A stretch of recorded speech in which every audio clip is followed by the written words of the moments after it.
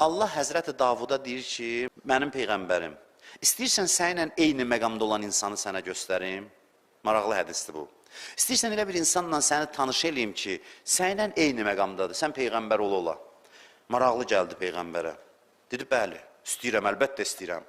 Özü peyğəmbər də bilir ki, bu məqama çatmaq nə deməkdir. Dedi, kimdə o mənə göstər, tanış olum. Allah ünvan verdi. Dedi ki, bir ailədə bir mömin qız var, möminə qız var, odur. Filan ailədə. Getdi, qapını döydü, dedi, mən Davud peyğəmbərəm. Dedilər, ey Allahın peyğəmbəri, xoş gəlmişsiniz, buyurun içəri. İndi bu qızla mı görüşür? Deyim, mən qızınızla Allahın əmri ilə görüşməliyəm. Allah istəyib, görüşür. Başlayır ona suallar verməyə ki, görsün bu necə olub gəlib peyğəmbərlə həm dərəcə olub, eyni dərəcədə olub. Deyirsən, nə əməl sahibisən, say əməlləri danışır. Məsələn də indi deyək, namaz qılıram, oruç tuturam, filan, adi şeylər. Həzrət Davud görüyor, bu adi məsələdir, bu xüsusi bir şey yoxdur burada. Deyir, hallarından danış mənə, müsahibə alır elə bil ondan. Hallarından danış, nə hallar keçirdirsən? Bu başlayır saymağa.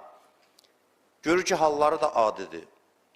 O danışır, bir yerə çatır, deyir, mən bir dənə də xüsusiyyətimi deməyə Allahın peyğəmbəri, mən Allah barədə hüsnü zənn eləyirəm, yaxşı gümandayam. Peyğəmbər soruşur ki, əlaməti nədir bunun, yaxşı gümanda olmağın? Deyir ki, mənə hər hansı bir çətinlik üz verəndə, deyirəm, Allah indi mənə məhəbbət göstərir. Allah mənləndir, narahatçılığa əsas yoxdur. Bunu deyirəm. Allah çətinliklə də mənə sığal çəkir. Allah sevdiyindən bəla göndərib, sıxıntını özü verib, mənləndir, görür və həll eləyəcək hər şey, öz əlindədir. Həzrəti Davud deyir ki, baba, budur, məsələ budur.